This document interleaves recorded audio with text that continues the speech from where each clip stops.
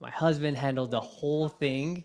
And so I was like, here's my number, call me. And we spent an hour going through the basics. And at the end, I was like, and you shouldn't invest in our deals because it's not the right time. You need to go get disability insurance. You need to go get your IRA. You need to get all that stuff figured out. So it's just so important. I think on both sides, male and female, I think we all need to at least take a little bit of control over our finances. You know, I try to include my wife in everything I do, just in case something happens, right? Yeah, we doctors know life is not guaranteed, and it's just so important. Money makes the world go round, right? And it's super important to be able to kind of be on the same page.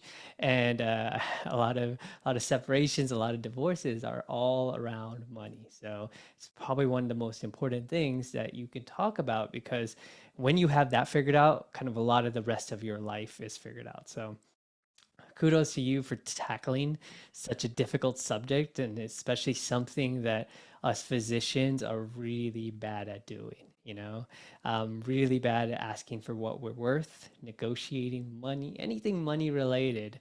And unfortunately, other people take advantage of that, right? All the hospital staff, right?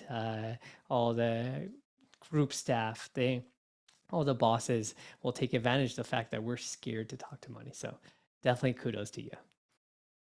No, thank you. I'm really glad you're here. And I'm glad that, I don't think I've told you how I don't know this is how I met Peter, but, Peter does a lot of like groups and all that stuff. And I remember when he started LGA, Leverage and Growth Accelerator, he actually reached out and was like, hey, I want to make sure that this community is serving all of our diverse members, and what can I do to make this better? And that really stood out to me. It's something that I've appreciated about him, and it's something that I've appreciated about you as well. So I do think that I'm glad you're here, but you being here is a big deal. So welcome. Yeah, and we intentionally do that for, so Peter and I do these conferences, and the very talented people of diverse sexes and races are out there. Sometimes it just takes a little bit extra work to find them, right? Because they're too busy working to kind of go on the circuit like we are, but they're out there, and it's important to hear their voices, because a lot of times it's just that representation, seeing someone else do what you're trying to do. And I hope to inspire people as well, by being a doctor who does real estate and does real estate at a high level. I think physicians just going through what we've been through uh, really makes us pretty successful and able to pick up anything super quick. I mean, think about it. Med school, 1 month you're doing cardiology, next month you're doing OB-GYN, and then you're doing primary care. Like, you have to pick up these things super quick, and you're able to do it. And I hear so often, I'm just a doctor, right? But no, you are a doctor, and that means a lot. And so, as long as you have that confidence, anytime I go, yeah, 2 days ago, I was talking to some guy that was worth 700 million. And we were able to have an intelligent conversation about real estate. And if I hadn't told him that I was a doctor, I don't think he would have known. And I think, there's nothing special about me. I think it's just believing in yourself, getting that ability. I also often get people emailing me, and they'll be like, "Oh yeah, like, I don't think I could do real estate. Like, I'm scared." And then I look at their signature; it'll be like micro hand surgeon from Of the Harvard. I was left like, "Come on." hand, of the Yeah, I'll left be hand like, only. yeah, I'll be like, come on, dude. Like, you probably have more intelligence in your little pinky finger than I do in my whole body, right? It's just believing in yourself. So I think, if nothing else, just know that you can handle real estate. There's 18-year-olds that are out there killing in real estate. So no doubt, with all the skills and expertise that you've developed, a lot of people think like, hey, here's a silo of real estate and here's a silo of medicine. No, a lot of what you learned surviving, right? Surviving medical school, surviving residency is very applicable, right? I actually was on a podcast earlier with a real estate person. He's like, what makes you think you're good? You could be good at real estate? I was like, hey, we manage people, right? You manage a resuscitation. All of us have run codes in really the most dire straits. You're able to pick up subjects super quick. The only problem is kind of we're very risk averse, and in medicine that's actually a really good thing, but in entrepreneurship or real estate, being too risk averse is a bad thing, and I think we often hit kind of analysis paralysis, and so it's nice having a group of kind of like-minded individuals that are very supportive and kind of give you a jumping off point. Let me ask you, Pranay, how did you get into real estate? If you want to just tell us briefly, what is it about real estate for you? Have you always, I mean, you're on the active side because now you guys are the ones doing the management, but just Yeah. tell us a little bit about how this has impacted your own journey in financial wellness as a physician with burnout and also as a, as a parent. Yeah, yeah. So I somehow found an active way to do passive real estate, and had someone created a company like this before with kind of a similar ethics and ethos that I believe, right? Because we do real estate different. I'll get to the story in a second of how I got started, but a quick kind of detour. So someone brought us a deal where it was the original buyer was getting a discount from the government for uh, having affordable housing, right? Cool. We need more affordable housing in the world. But that rebate from the government, that discount was expiring. It typically does after 15 years. So a potential buyer came to us. They were like, hey, we're going to buy this property. We're going to kick out all the affordable housing. We're going to raise rent $600 and we're going to make a killing. And we are like, yeah, that's not something we want to do. Like I say, people don't work in the hospital all day to be slumlords at night. So that's why we've created this company. And the reason I got into real estate is when I had just graduated residency, I thought, okay, this is hard. Attending is hard life, right? I don't want to do this for 30 years. Like I want to do this, I want to do it on my own terms. So what can I do? And I looked at the stock market. I was like, I'm really not that smart. I can't pick stocks, right? And then I could invest in my retirement account, but that's waiting 30 years. I'm already waiting 35 to kind of get some spoils, right? I don't need to be rich, but I need to enjoy my money. So I looked around, and real estate is something that I saw, and I saw that a lot of people were able to be pretty successful. And I thought, I could teach myself this, right? And so I bought my first property, and it went pretty well. And after that, I looked for my second property. And here in Los Angeles, it's super competitive. And so I probably should have gone somewhere else to look, but I kept looking in LA and I couldn't find anything. And I realized that I was spending hundreds of hours looking for a property. And that's when I found syndications. I thought there had to be a better way. And I can invest, I can get all the depreciation, all the tax benefits, and I pay some fees, but the amount of time I save is crazy. So started investing, and then realized that there wasn't a ton of education. There wasn't like this kind of group right here. So Peter and I actually created a course, and we started teaching. We've had a couple thousand people take it, and over time, people are like, okay, now we want to invest with you guys, like, together. And so in the beginning, we were a very small piece of very large deals, but over time, we've got to take down whole deals, and we can really throw our weight around. Like, hey, we really want to take care of our tenants. We really want to make this a better place. And knowing in the long run, that's actually going to pay off. I think right now there's a big issue with people thinking too short term. But if you take care of your tenants, you give them after school programs, English as a second language, you teach them basic finances, they're more likely to be willing to pay higher rent, and they're more likely to stay long term. And your biggest cost, as you know, is through turnover. So we've been able to implement everything we've kind of wanted. In 3 years, we bought $250 million worth of real estate, and hoping to buy a lot more. And we have well over 700 physicians that have invested with us. That's awesome. That's awesome. And in 3 years, how many properties does that come out to the 250 million? Yeah, so it's 8 properties Okay. and 1,226 units. Okay, got it, got it, got it. And you guys have not exited from any of the properties yet? Correct, correct. So we have not exited yet. We're hoping to have our first one because our typical, so there's something called a hold period, how long you plan on holding, and it's 3 to 5 years. So we're starting to get, and our first couple were longer, 5 years. So we might have an early exit this year, but we're starting to look at 24, 25. If the economy behaves, we'll start getting some exits. Okay, okay, all right, sounds good. Just want to make sure anybody has questions for Pranay so far before he tells us more about, sort of like the educational piece of what he's going to talk to us today about, because I want to make sure that. All right, Harry, go ahead. Why Yeah. would you exit, and like why is that a planned part of syndication? Great question. Great question. So there's a couple different business models, right? So what a lot of people do is kind of buy and hold, where you hold for long term, right? So a single family home, you plan on holding for 30 years. In commercial real estate, a lot of the equity, a lot of the value gets uh, brought in by the sale because you go in, you renovate, and you increase values by a ton, and you make the units more profitable. And you try to sell to someone who's not willing to take that risk. They're not willing to take the risk of renovating the units. So they will pay you a premium because you did that. So uh, we give quarterly distributions, and you'll get about 40% of your return in those quarters, split between, like, let's say 5 years. However, 60% of the return is on the back end. And so that's a big chunk.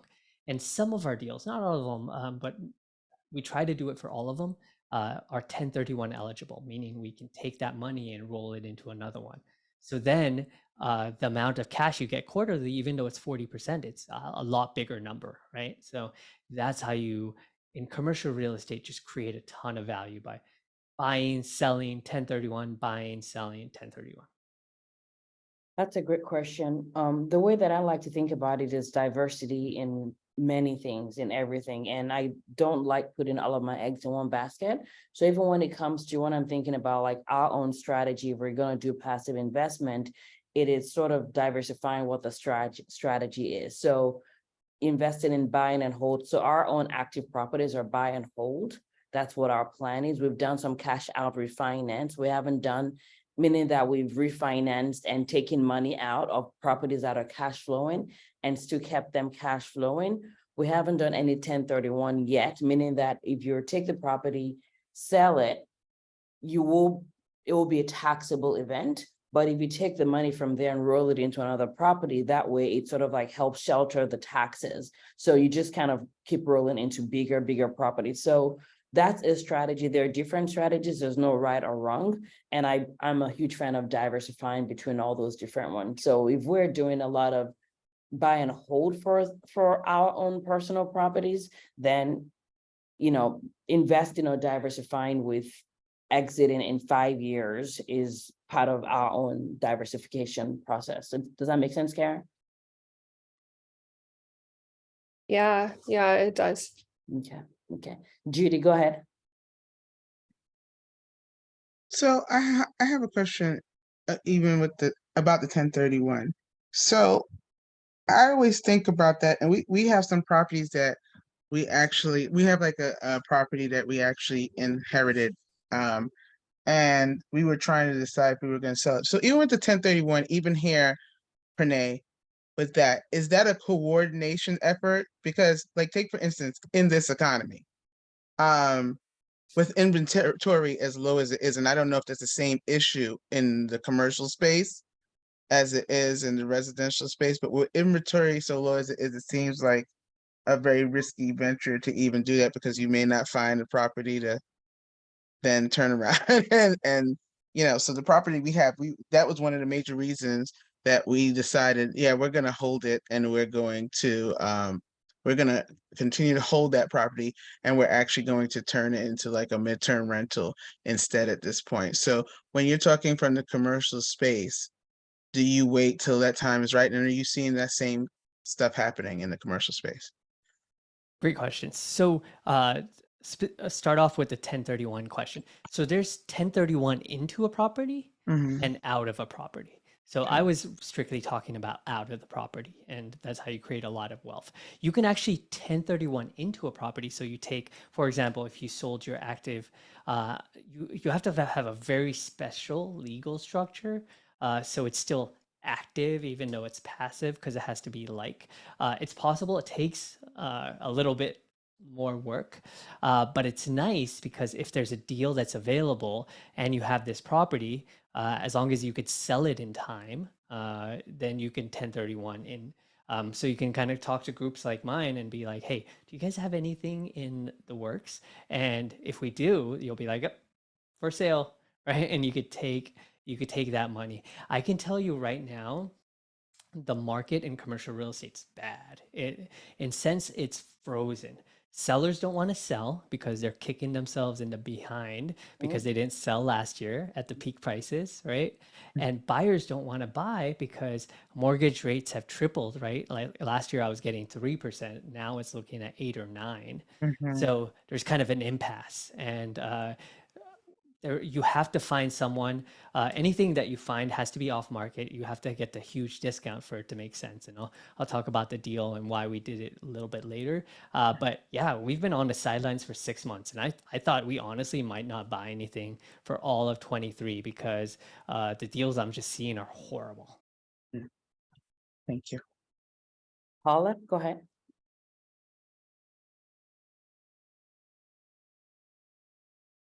Paula, can you hear me? Yes, okay, sorry. Now Yes. I can, okay, so actually, thank you, you answered one of my questions. I have a commercial property that I was thinking, it actually, cash flows pretty well, so, sorry, I didn't actually put my video on, let me just put it on real quick. I can, okay, so yeah, the cash flows pretty well, but I was thinking about an exit strategy, so from what I just heard you say, just wait before before I exiting. would, But I would, especially if it's cash flowing and you have no reason to mhm, get out. Just yeah, wait till it's a good time. I think mid 24 to late 24 is probably when things will mhm, start opening. And as soon as feds show a little like they're taking off the accelerator, I think soon we're going to put the brakes on the interest rate hikes. mhm, And when they stop totally and they see a cut, there's just going to be so much money flowing into real estate because where else do you mhm, put it? yeah, And you're going to be right, in such a great place with a cash flowing asset yeah, that I would hold. okay. And the other question I had for you is, okay, how did you go from small kind of investments, like I may have like 6 properties, but like to go to like the mid-size, because right now you're like in the multi-millions, right? Or hundreds of millions. How do you go from the beginning to like the next level? Because it's really uncomfortable to go through that from the beginning to the next level, to go from single family to, some multi families. So how did you do that? How did you kind of finance that? Because sometimes, it's kind of tough to, unless you take a few out at a time to like actually generate a lot of cash for down payment, then it's kind of more difficult. Yeah, so you have to think about it a couple ways. So you Hmm. have to, you can do it all, right? But if you want to do it quickly, you have to partner with people. And to partner with Hmm. people, you have to be willing to give up control and Hmm. returns, right? So I partner with Peter and Myth. And we have actually a majority of our the money from a deal goes to our investors, and we're Hmm. happy to do that. And that's why we're able to grow. So a lot of people hear like the $250 million worth of real estate, and they must be thinking like we're like on a yacht. But 95+% of that money actually goes to our investors. And Hmm. so we're able to grow quickly, and it's because we partner. And like I said, we have 700 doctors who invest Hmm. with us. So it depends on kind of what you want to do. Do you want to keep control? Do you like why do you want to do it? Because you don't have to, like, everyone just thinks you have to start scaling up, right? You buy single family homes, then small multifamily, then medium multifamily, then large multifamily. But you can have a great life for your family doing any one of those. So you don't necessarily have to scale up. And if what you're doing is working, I'd probably just continue that, because there's a lot more headaches and a lot more professionals that are looking at the bigger stuff. And by bigger, I mean Hmm. 10 or more, right? Mhm. They call it sub-institutional, which is anywhere from 10 to 100. So there's a lot more professionals that are going to that because the 100 plus is getting it's very frothy, meaning it's very Mhm. difficult to find good deals. So that really small multifamily or even that single family is just so inefficient that if you have found a good niche for yourself, a good location, a good team, then I'd probably just keep doing that, buy one or two every year. And then after you get 10 or 20, like that's it. You're making good enough cash flow. Yeah, the prices don't justify the returns anymore, though. I mean, Hmm. I mean, I'm talking about properties I acquired like 10 years ago in the last downturn, and Yeah, those yeah. were really, there was like 20% return on the Yeah, investment. well, we might So have, we might see a drop in prices in the fall. yeah, So yeah, I'd keep okay, some dry powder. Yeah. uh-huh, yeah, okay. Well, thank you. Yeah, you're welcome. I agree with that. A lot of conversations about what should we be doing right now. It's not necessarily rushing to invest, but I call it like waiting like a good hunter, right? You're ready, you're prepped so that when a good opportunity, and ignore the light. I'm not sure what's going on with that bulb. It's like disco, It right? was So it was that a when really good point. So yeah, right? It's like clapping for you. So that when great opportunities come, right? You're ready in terms of your money, you're ready in terms of your mindset, you're ready in terms of your market. And now when there's a good opportunity, then you can go ahead on it. Part of the reason why I wanted Pranay to come talk about this deal was I agree that it's hard to find anything that's cash flowing. Okay. And I'm also, you guys are my people, so I will be honest with you. And Pranay knows enough about me now to know that I will be honest, I'm very, very intentional about how we do our real estate and how we grow in our real estate. So one of the things, and you talk about it in a little bit, but one of the things that I actually liked about this investment, there's pros and cons to everything, but we can talk about like the class properties, like what does that mean? But when we invest in like class B minus, right? But for syndication, I actually like that this is class A, because when it's class B minus, I'm intentional about how we treat our tenants, how we're not changing the neighborhood and all that. But when we talk about class A, it's already in a fancy neighborhood, for lack of a better term. So we're not changing the neighborhood in that regard. So I'd love for you to, talk to us about, and I don't know if you have any slides or anything you want to show. I do. I do. Okay. But before that, I want to be educational and kind of talk about what we're looking for in the market. So it's in a recessionary time, which hopefully we don't. And so far, it seems like we're kind of really gliding the plane in the right direction, and stuff seems to be doing okay. But there's kind of three real things to look for, and we've kind of pivoted in the past 6 months. Number one is purchase price. Kind of like what Paula was saying, nothing makes sense right now. So that's the number one thing to look at, because your purchase price, also called your basis, that's something that never changes. If you pay over 25% over for something, that's something that you take forever with you. Your mortgage payments are going to be higher. When you go to sell the property, you're going to have to charge 25% higher, right? So it's like a scarlet letter, right? It's something that you carry with you forever. And you can hope the booming economy saves you. It has saved a lot of people in the past, but it's what gets most people in trouble, and that's why in the last couple of years, that is really what's gotten people in trouble. Number two is cash flow, and you were just talking about that. Invest in cash flow, and we actually haven't invested in cash flow because doctors don't care about cash flow, right? They care about growing their equity. They want to get that nice pop at the end. So that's what we have focused on. But now we realize how important cash flow is, because if a property is doing so well that it can cover all its expenses, has a very large cash reserve, and can send money to the investors, then that means it can really handle anything that's happened or going to happen in the economy. And right now, we have no idea, right? This year's been crazy. Bank crisis, war in Ukraine, like it's been all types of craziness, right? And don't get me started on politics. So it's unfortunately a lot of that stuff, even though it's not real estate, it affects our real estate, right? So it's important to at least keep an eye on that. So um, purchase price, cash flow, and number three, the debt. Now, the only thing that's ever going to get you in trouble or to have to lose your money in real estate is debt, right? So super important. But I made it number three because debt is something you can change. And especially these days, there's a lot of rescue capital. There's a lot of lenders that are willing to kind of work with you. They don't want these properties back, right? So on the commercial side, we are really focused on fixed long-term debt. Fixed meaning the rate doesn't change, and long-term, which I know it sounds like a misnomer, is 5 years or more.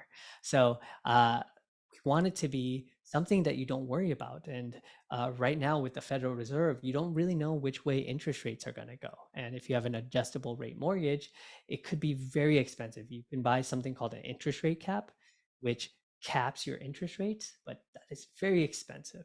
And it only caps it for 3 years. So after 3 years, if you have a 5-year deal like we do, you have to buy another interest rate cap, and who knows how much it's going to be, right? You're gambling, you're playing roulette with your investors' money. So those are really the three things we look at, especially in recessionary times. Make sure your purchase price, you're getting a large discount, right? Because in 22, everything was inflated by a ton. In place cash flow. And I'm talking about before you buy it. Obviously you're going to increase your cash flow by doing a lot of stuff. But if there's in place cash flow, then that means if maybe your renovations don't get a premium, or all the stuff you do, for some reason, it's a recession, you're not able to get that bump in rents, you still have the old cash flow to rely on. And then three, just make sure you're getting really close eye on the debt. It's fixed, it's long term, a good rate, and try to get the best one you can. So those are the three things I look at, and I'm happy to kind of give our example of the deal to kind of see how we navigated that. And you're gonna talk a little bit more in terms of like the returns and all that stuff, right? Definitely. So I love that you talked about what you're looking for in a property. I'm just gonna add to what I'm looking for in people that I invest with. Because that is probably, I don't want to say more important, but just as important as the actual property, right? And the reason why I'm sharing this is I want this to be educational for whether you're starting, because whether you're ready to right now or not, you are going to. If you're staying in my community, you're going to own things. That's how it works, right? So the key is I'm looking for people that have some sort of ethics, right? Anybody, I'm not going to be bright-eyed, whatever, bushy-tailed on just the numbers only. So the ethics of the people is important to me. It's important to me that I don't contribute to gentrifying. I'm not confused to think that I do not do harm in the way that I do it. By existing, I will cause harm. So investing in people that care about the neighborhoods and not just about like by words, but also in action, care about the neighborhoods, that's important. I want to make sure it's people that have had experiences, not just in terms of like doing deals, but also as on the receiving end of they've also invested in syndications before they became. Ideally, I like to invest in, again, I haven't done syndications in the past, but I like to invest in people that have had some sort of exits. So that's something that I haven't seen with you guys yet. So that's something that I keep in mind. And there's never going to be perfection, right? It's about weighing that risk benefit. And so when I'm deciding, okay, how much am I investing with whatever it is that's coming to visit us, like I'm going to keep all those things in mind. What else? That's I invest in people first. I don't want to say first and then property second, but like they both carry that much weight for me. So I love that you share the things that you shared, but I also wanted to add that to you guys, especially when you're looking out on the streets and there are people talking to you about deals. It's always important to look at the people that's going to make or break your deal. Like, what have they done in the past when there was trouble? What have you heard from people that have invested in them? In terms of the communication is really important. I'm a landlord, so I know that things happen that you may not anticipate. But the question is, when bad things happen, are they communicating with people? That is really, really important as well. So. Awesome. Yeah, and all of our deals, we always partner with an operator, and they have 5 exits in Phoenix area. So, and they live in Phoenix, so I'll definitely talk about that. But totally, exits are super important. So, this is a property. You can see it's beautiful. I actually had a physician ask me if they invest, or will they get a discount to live there? Unfortunately, we can't do that, but it makes me happy that this appeals to physicians as well. And you guys can see my deck. Yeah, cool. Okay. So more pictures. This is kind of the general outline. So it's 286 units. It's brand new, built in 2022. And the story is that this builder sold the same property down to the square footage in Glendale, Arizona, which is not as nice of an area as Goodyear. This is in Goodyear, Arizona. I call it the Beverly Hills of Phoenix. And they sold that for 93 million or 326 a door. They listed this property a month later for 297 a door, 85 million. But if you remember, interest rates spiked up around that time. And so they weren't able to sell it. And we've been working on them. We bid 55 million. They kicked us out, but not that hard. And so we've been working on them, whittled them down to 63 and a half or 222 a door. And so basically we're getting it at cost, or maybe they made 10 to 20,000 per unit. But they took a ton of risk just developing from the ground up. So we're able to benefit from that. And we actually do have an attainable housing story because making things attainable to people is very important to us as well. And so I'll talk about that shortly. So here's some more pictures,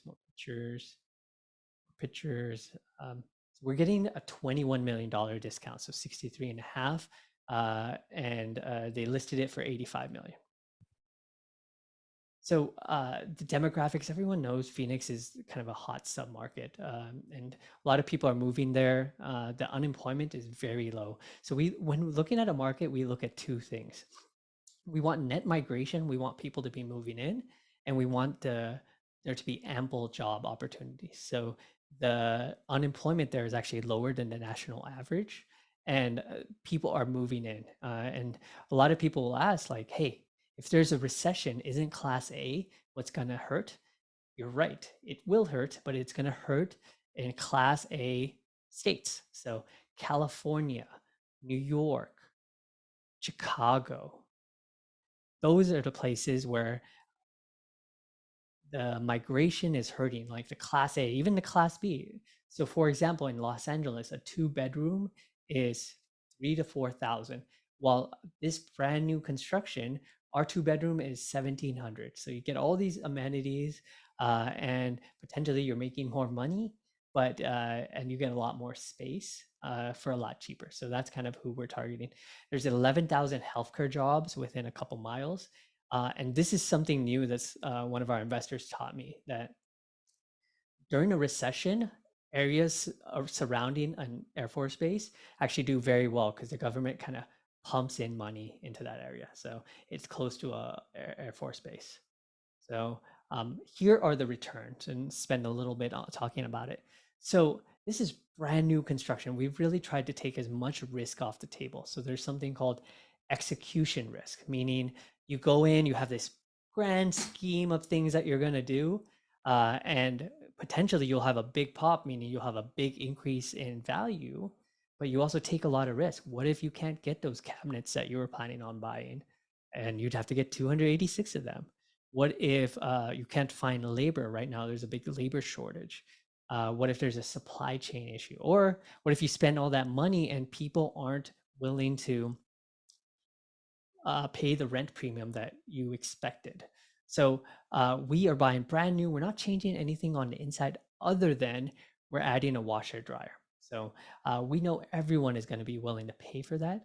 And right now there's 2 laundry rooms, and we're going to turn those into rentable units. So that's extra money that the property wasn't getting before us. So after all our fees and everything, money in your pocket, we're expecting about a 13 to 15% IRR. And in easy to understand terms, we're saying after 5 years, we'll double your money. And cash on cash, the money that goes in your pocket every year, in the first year, it's about 3 to 5%.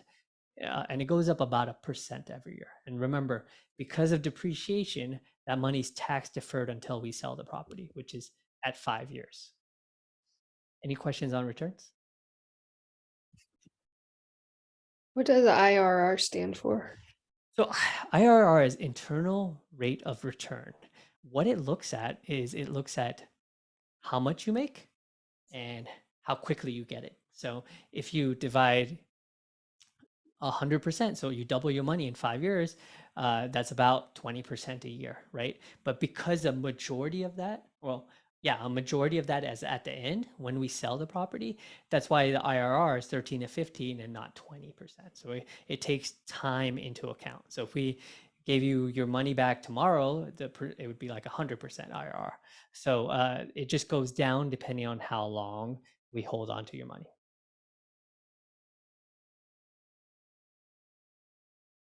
So here is something in commercial real estate that's very important to look at during recessionary times. And it's called break-even occupancy. Break-even occupancy means what is the lowest my occupancy can be or highest my vacancy can be, and I just break even, like I'm, net zero. And so we always want to look in an area, what's the worst it's ever been? And it's almost always 2008, 2009. And here you can see it's about 87% or a vacancy of 13%. So we say, hey, can we double that or can we triple that? And if so, we feel that the property is pretty recession resistant because we're tripling the worst we've ever seen. And here you can see 61%, it kind of goes down from there. So we can go down to an occupancy of 61% and the property is still breaking even with money. And Pranay, it is renting currently, right? Yeah. So it's currently being so the builders built it and they tried to rent it out. It's currently occupied at 87%, which is actually pretty good for builders. And our PSA, our purchase service agreement, says that they have to have it up to 90% occupied before we'll take ownership of it, and that just kind of protects us from them just dropping the ball. So we're almost there. It's 87%. We expect to get to 90% pretty quick. And we believe we can get to mid to high 90s pretty quickly. So some of the stuff I mentioned, it's built it brand new in 2022. So it kind of limits repairs, maintenance. It takes a lot of risk off the table and decreases kind of our payroll. It's a Class A plus location, an affluent part of Goodyear. We're getting it for steel at $222,000 a unit. We're doing minimal value adds, so washers, dryers, changing the laundry rooms into rentable units. Here you can see the average rent in our property is $1,435. Average rent in Goodyear is $1,645, so that's already a huge delta. But here is who we're targeting. The average mortgage payment, including insurance and taxes, is $2,900. We think we can get those people that are getting priced out of a house and really give them a home and a great place to live with that's clean, that's safe, and has just a great community and amenities. So that's who we're really targeting. So here's kind of what we're doing.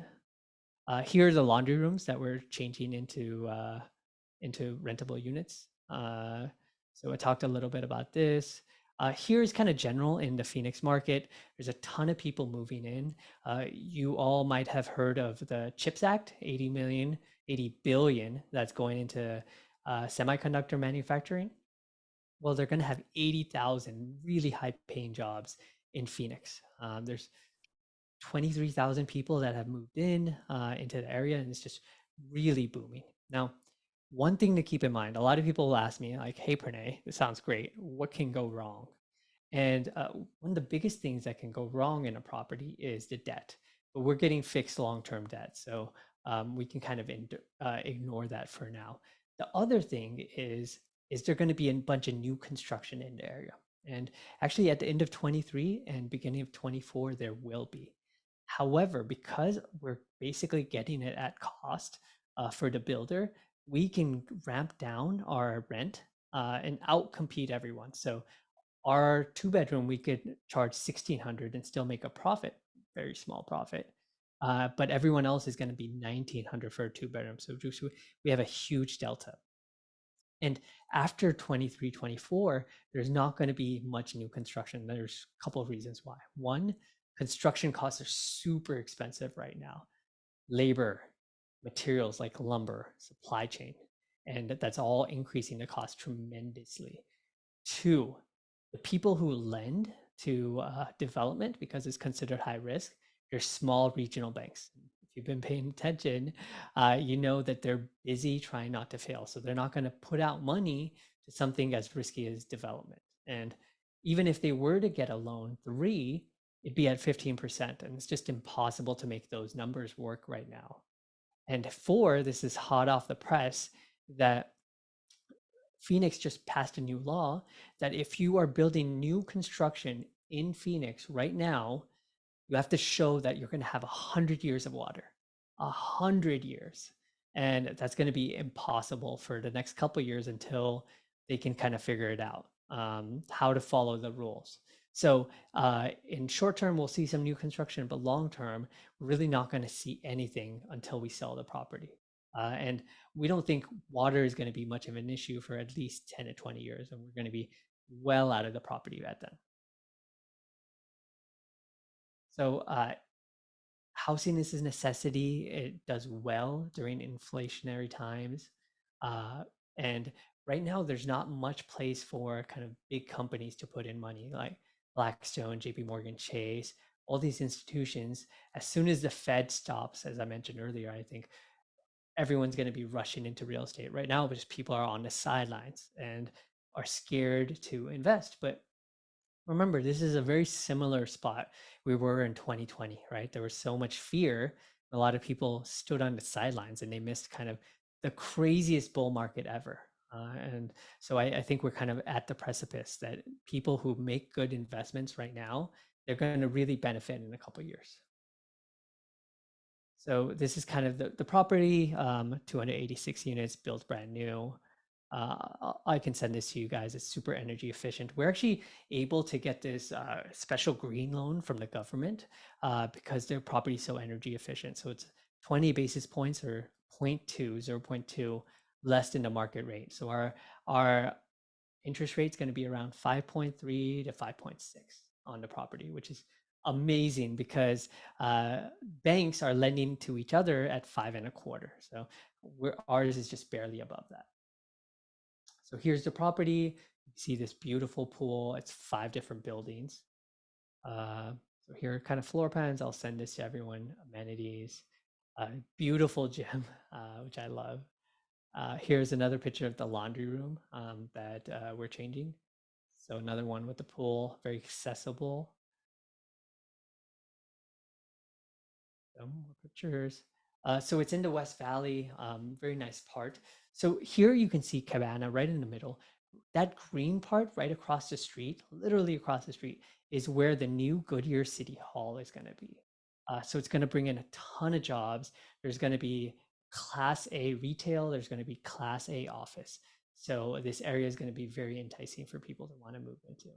So here's kind of the Goodyear area. It's a little bit more affluent, 123,000.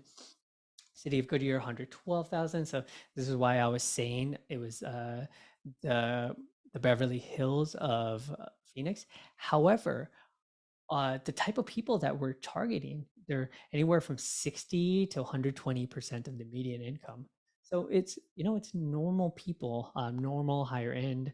So young professionals like residents are able to afford it. So we're not really trying to price out anyone. So young professionals, jobs. This is a picture. This is what the Civic Center is going to look at. Nice green, open space, and you can see the beautiful City Hall in the back. So here's the picture. So this is the property, and this is the Civic Center that they're building. So average house income is 640. Average house price is 640,000. So a lot of people are priced out of that. So you can see here kind of a diversification of jobs. Amazon, UPS. There's a couple different hospitals. So Amazon, the city, and I'll send this to people. Yeah, so there's a lot of jobs, 11,000 jobs in the area. So here are the different hospitals. So here's our business plan, and we really thought of like, how do we make this? How do we take as much risk off the table? So we're adding a washer dryer to the unit. We're changing the laundry rooms into rentable units. Right now, the builder, they pay for everything. They pay for trash. They pay for water. They pay for electricity. I don't know about you all, but when I lived in an apartment, which actually wasn't that long ago, I had to pay for all of that. So we're bundling that back and charging the tenants, but we're able to get a nice kind of discount because we're doing it all together. We're going to change some of the outdoor packages and spaces. And so overall, really trying to minimize the execution. So here you can see we're going to add a dog park, right? Try to make this more family friendly, potentially pickleball court and a volleyball court. So here are the units, the studios and 1 bedrooms. So the reason these are attainable is because they're on the smaller side, but it gives people a foothold to get into Goodyear. The schools are amazing, and this is a brand new, really safe place. There's only one other building that has studios, so the studios are actually in really high demand. So here you can see how much we're asking. So the current ask is what we're asking to right now. And you can see we're having very modest increases in rents. So about $50 a year, which is very possible, right? I remember I was living in an apartment and they raised my rent. It was within 1 year, $250. And even as a physician, I was like, that is crazy. I am moving out. So I think that happens a lot of times. We want people to live there long term. And as we improve things, we're going to charge a little bit more in rent. So here is kind of where we're going to use the money. So not that much stuff we're going to do. Here's the washer dryer. Here's how much it costs to turn the laundry rooms. We're going to do a couple, exterior things, the leasing office, change some of the common areas, but, not do too much. So here is where we're going to use the money, and I'll actually talk about that a little bit here. So we're buying it for 63.5 to 22,000 a door. The cap rate is 4.57. Here's the loan. The loan is going to be about 35 million, 5-year loan, 5 years of interest only, and around 5.3 to 5.6 interest rate. So unfortunately, lenders don't let you lock it out until you're very close to closing the deal. Now, we wanted to get the best loan possible, and that was through the government. We got the special green loan. However, the property is not stabilized, meaning the government after 2008, anytime they do commercial real estate, they say, hey, we need it to be super duper safe. And so they looked at this property and they saw it was 87% occupied. They said, hey, this is not stabilized. But we really like that property. So instead of 70%, we're going to give you 51%. And that's great for our investors from a risk standpoint, but from a return standpoint, it's really not that good. So what we're doing, we're adding a second loan called preferred equity on top to get to 68%. So we still are putting down a 32% down payment, but it just increases returns a little bit. So that's kind of the difference. And we plan on selling at 87 million. And here's the crazy part. So I told you that someone in August 2022 paid 326 a door, right, for 93 million. We think in 5 years, we want to hit 307 a door. So someone has already shown in a worse area that they're willing to pay much more than this. And it's the same property. So we feel very strongly that in 5 years, we can hit this number, or hopefully a lot better. And so here are the different numbers. Here you can see the debt service coverage ratio, meaning what is the ratio between our revenue and expenses? And it's a very healthy 1.8. Lenders require you to have 1.25. So we have a very healthy margin in case anything goes wrong. And this deal, I tell people this deal is going to be a double, maybe a triple. It's not going to be a home run, but in times of recession, we really want to focus on trying to get a good, positive, safe capital preservation deal. So here we did a sensitivity analysis. So, you know, if the economy improves even a little bit, this is going to be a home run at like a 20% return. And if the economy gets really bad, it's still going to be in the positives, you know, 7 to 9%. So we really have a lot of flexibility in that sense.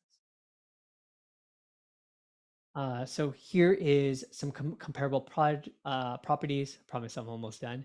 So here's that 93 million that I told you about, 326 a unit, and Cabana. This deal is Cabana and Kanto. That was Cabana on 99. So same builder. You could see 603, which is the same square feet, 286 units, exact same in August 2020. So and this is called Glendale. This is where that Cabana property is. It's not as nice as this area, which is Goodyear. So here are rents. You can see that we're on the lower end of the rents. So there's a ton of room to move up. But it's also because we're on the smaller side. So we think during recessionary times, you'd rather be at the lower end of the market, low rents, low size, and maybe you don't catch all that all that bonus at the end, but if you need to go down on rents, it's really flexible when your units are small. So really trying to think about how do we make this recession resistant. So here are the other properties. You can look at those. So we talked about how awesome Phoenix is, so more awesomeness. These are different diversifications in the job. I know you guys like this. So, you know, we really try to do real estate like how we do medicine, and really not sacrificing our ethics to do it. So this is us. Here is all the places that we own properties. So we own 8 separate deals, but 16 properties in total. This is Sunrise. It's who we're partnering with. They have multiple exits. I'll show it in a second. AMC is our property manager. They own 134,000 units in the US. So they're institutional quality. And they own, more importantly, they run 3 other Cabana properties. So they really know what they're doing. Here are the full cycles for Sunrise. Ignore these stupidly high numbers. These were in 2020, 2021. Like we're not at a place where we're going to hit those numbers. So we're predicting 13 to 15%. But at least it shows you on the high end, they know what they're doing. And then lastly, this is the property we bought with Sunrise in November. So we closed in November. First distribution check went out in January. And we're already hitting year 3 rents, and we've owned it for 6 months. For Cabana and Kanto, first check's going to go out in a couple months because it's already cash flowing. We plan on doing quarterly checks and 5-year hold. Here are our fees. We have really tried to minimize ongoing fees. So there's a 2% acquisition fee, which helps us kind of acquire the property, look at it, negotiate. There's a startup fee for all the legal, the finance, and then starting year 2, there's a asset management fee, and that fee is based on rent. It's not a flat fee, which most people charge. So it goes up and down on the rents. So in the beginning, when rents are low, the fee is also low, and we think that's very aligned with our investors. Here are our waterfall. It's 8% preferred return, return of capital, and 75-25. So what that actually means is that you get 100% of the profit until you get 8% per year. So for 5 years, it's 40% return. And then you get all your money back. So at the end, you get 140%. And then after that, you get 75% of the profit, and we get 25%. So that's how we get paid. We and Sunrise will split that 25. Now, I have. Can you repeat that again, Pranay? Sorry. Yeah. I was like, talk slower. Yeah. Sorry. Okay. So you get 8%. So our waterfall is an 8% preferred return. Preferred return means that you get that.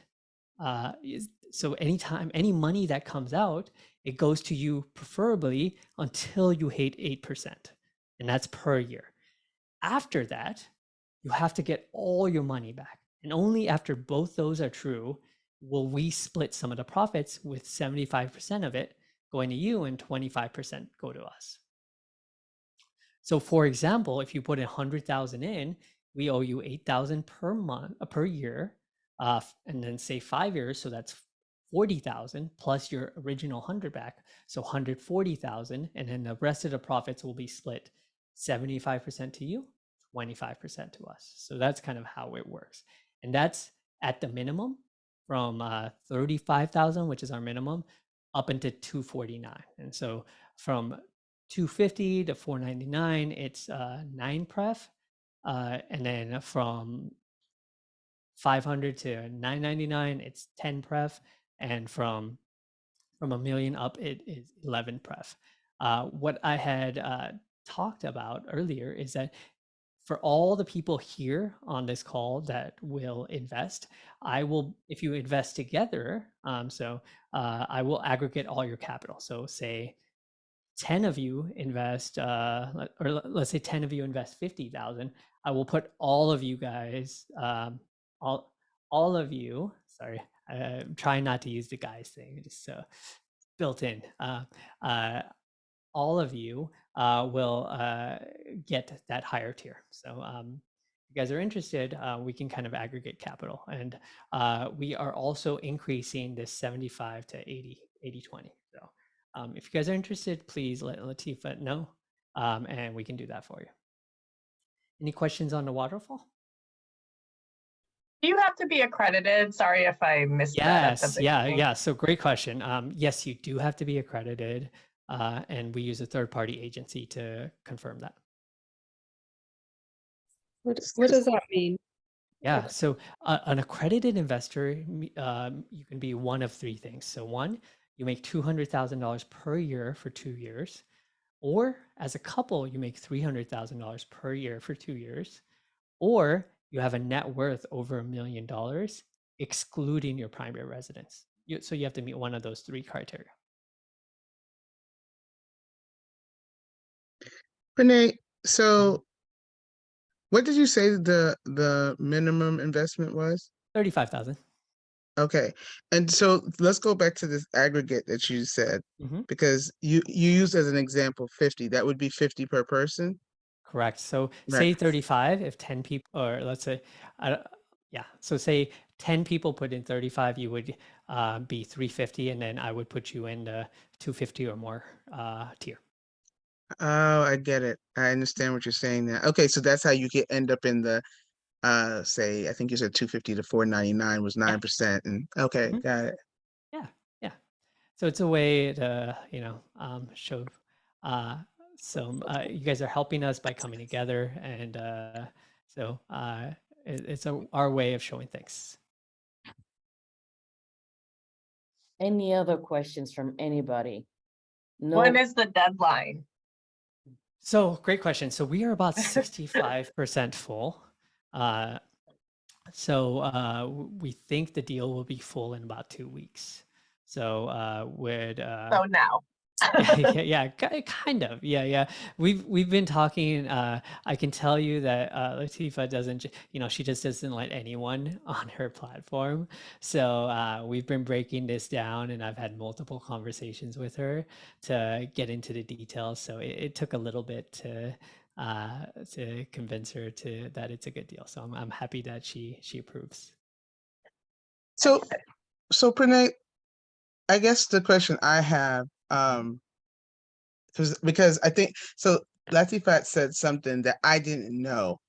She said it for about 2 weeks, and that was that this is one of the things that you can use your Latifat, was it the 401k as a vehicle, or you can? Yeah, so I actually have a slide on that. So right here. Okay. So you could use a couple different things. So if you have a solo 401k, so you have 1099 income, or you have something called a checkbook LLC, which more people know as an EQRP, or a self-directed IRA. So those are kind of the three different options that you can invest in, alternative investments, including real estate. Okay. And if there's many people that is interested in, in the solo 401k or self-directed IRA, let me know soon. There is someone that I know that works in that capacity. I've heard a lot about EQRP. They can be a little pricey. And so if a lot of people are interested, I would be willing to bring her in, not EQRP, someone else to come chat with you guys about it. Okay. All right. I guess y'all getting me to work. All right, so no, any other questions though from anybody else? And there's no silly questions. And part of this is, I know that not everybody, number one, not everybody's interested in passive real estate. Not everybody's interested in syndication. Not everybody's interested right now. Not everybody's accredited right now. But part of this is, I want to make sure that you start to get more and more familiar with the terminology and the fact that this is going to happen for you at some point, some sort of increased ownership, whether it's this or another. So if you're not going to do any of this, then I want to make sure that you have a good reason for not doing them, if that makes sense. So, but if you have any questions, we get to have Pranay here, which, you know, a lot of times when they host events, it's like crazy large things. So I'm glad that we get to have a small group to ask conversations, ask questions that we have. You know, I have another question. Because Yeah. I think for me, it's something that I've been thinking about but don't know much about. And I guess in my head, I'm saying, how does one know if they, like, what would you have to do, or where would you have to look, or who would you have to talk to know if you're ready for something like that? Because on a personal level, I'm like, I still can't figure out if I'd be ready for, if I am ready. what does I that don't mean? know what the players are, right? So that thing about the accredited, that was very helpful to know what it takes to be accredited, right? That's one piece. You know, how do you know? So the question I would say is, it's a question of what's a fact versus what the thoughts are, right? The Mhm. facts is, are you accredited? The fact is, do the numbers look like something that you want to invest in right now? Those are the facts. Right. And then if you have the facts, then it becomes a how, right? Question of how then am I going to get the money? Do I have the money already? Do I want to tap into some of the things that I already have, like the solo 401k, if that's something that you want to do, the self-directed IRA, right? But the main question is, how much of this is I don't know versus like fact versus thoughts. If it's thoughts, then 100% we need to, like, you know, I can coach you on that. But the fact is what Pranay talked about today, especially the accredited part of the deal and the returns and all that stuff. Yeah, so I'm more on the, right now in my head, I'm more on the facts part, right? So we heard Pranay's part, and then the fact, like, I'm thinking, what are the facts of what it would take for that to, you know, what it would take for that to happen? Like, what are the objective pieces that are needed for that to happen? Okay. So with the conversation you've heard tonight, what do you think the objective pieces are? So the accredited part was one Okay.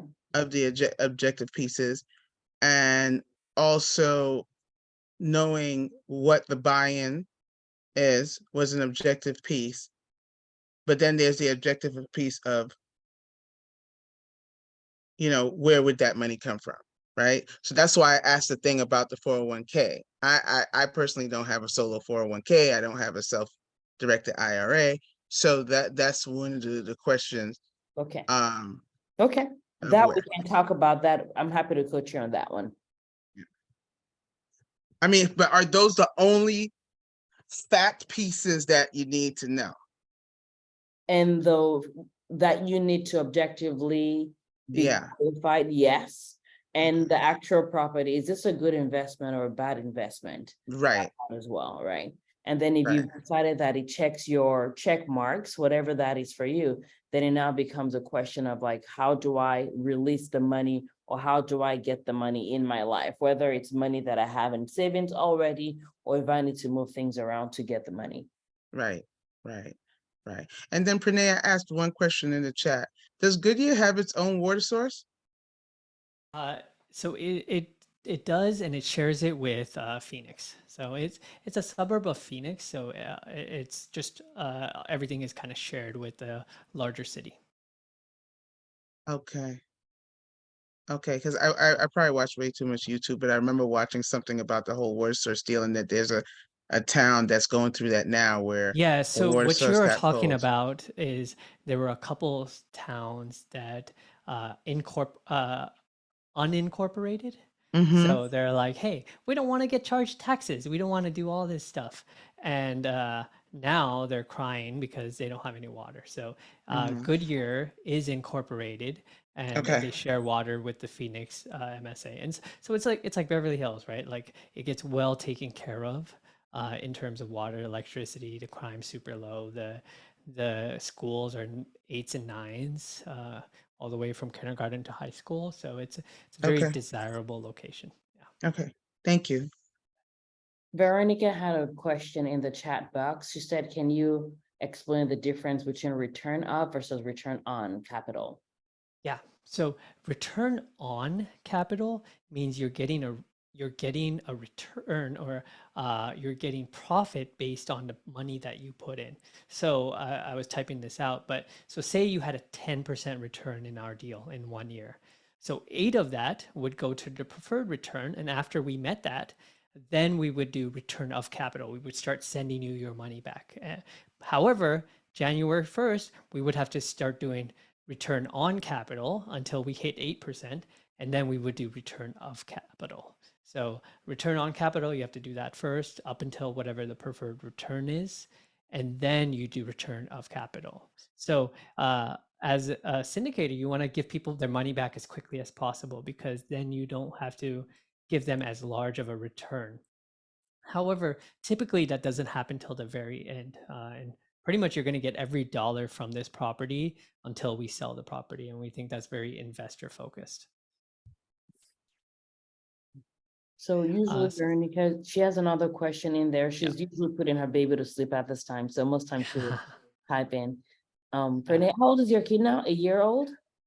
So I have 2, and my wife is probably going to kill me when I get back inside. But a 2-year-old and a 4-month-old that my wife is alone with right now. Yeah, she's gonna kill you. Yeah. So Veronica is saying if distributions are return of capital, does this mean as the years go on, as our initial capital decreases, given your return in our capital, will the distributions be less? Or will the preferred return stay at 8% no matter how much capital is left as the years go on? So, wow, great question. So it would, but if you remember the cash flows, it's 3 to 5% and kind of goes up. So the preferred return is cumulative, meaning that if I don't pay you in the first year, it adds on. So we're really catching up at the end. So if we had a crazy like 14% year and I gave you your some, so say you had $10, I gave you $8 back, and in terms of preferred return, and then $2 I started giving you your money back. Now next year you have $2 less that you'd get preferred return on. However, that's super unlikely because the cash flow usually doesn't get past the preferred return. So preferred return is really protective in terms of maybe the deal doesn't go as well and maybe it only hits a 10% return.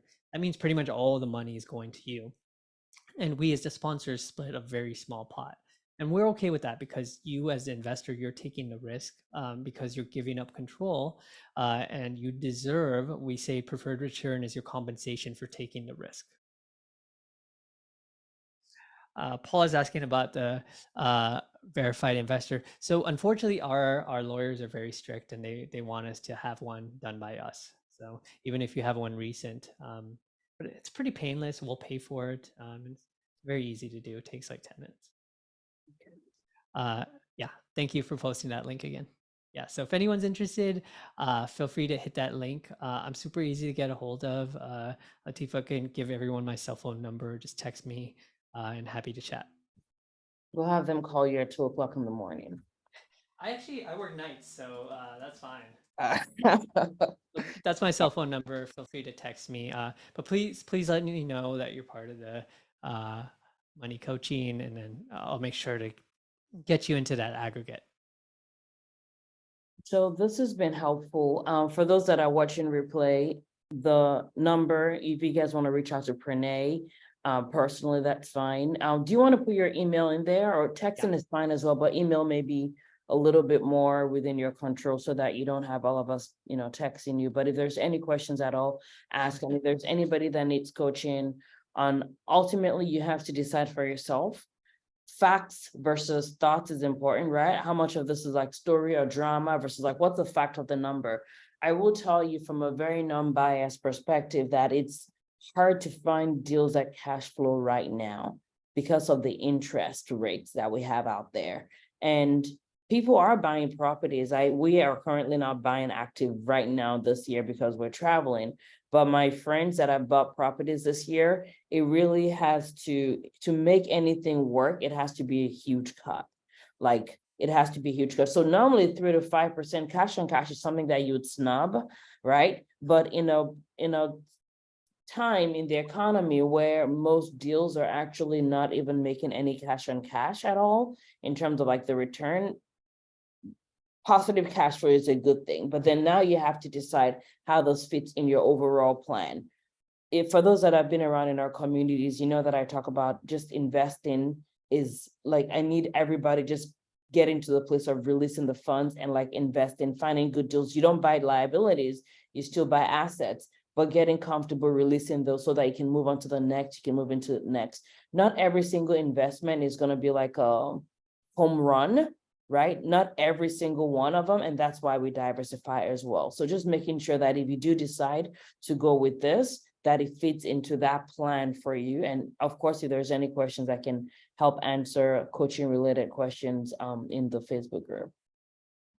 Any last minute questions Yeah. before we call it a night? Yeah, good catch. I also didn't think about what my wife will say if all these women will text me. But Yeah, you can't, don't lie to me. Don't go there and let you bad group. Natalia, do you have any questions? Because I know that you were actively looking, or do you have any questions? I'm not sure if you're able to talk. Anybody else has question at all? So I'm curious about the accreditation process. Like, what does that entail? Like, what do you Yeah, have? so How do you the show? easiest way, so we'll give you a link. It's Verified Investor. It's kind of this third party that we trust, and we'll pay for it. It's normally $60. So the easiest way to do it is get and we have a sample letter. Send it to your CPA. It'll take him or her 2 seconds to fill out. Basically, just says you're accredited. If you don't have a CPA, you can send your tax returns or your W-2s or your 1099s, and that works. Really takes a couple days. It's really simple. The actual process takes about 10 minutes. The longest part is digging up those documents.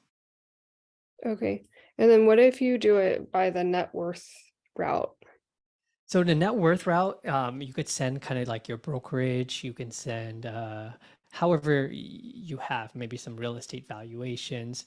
And usually, typically, people will send like their 401k statement or their brokerage statement. Okay. No, I think it's been helpful, but I just want to hear from you guys. Feel free to say no, Pranay can take it. Has this been helpful at all? I want to make sure. Any other questions anybody has? Anything before we call it a night? Super helpful. Thank you, Judy.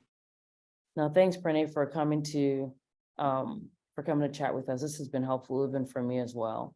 And I'm sure it's been helpful for all of our women, including those that are investing and not investing. And I look forward to the conversations that's going to come out after all this. Dr. Masters, you came on video. Any questions before Pranay goes away? I just wanted to say thank you and show my face for a second while I was not. You do look That- fabulous. You look good Oh. after your Mexico vacation, living your Okay. rich life. No, I love it. I love it. All right. Thank you so much, Pranay. And thank you everybody for being here. We will continue the conversation inside of the Facebook. For anybody that has any questions, any thoughts, I'm here to help. I'm here to serve. So have a good night, everybody. Bye. All right. Bye. Good night.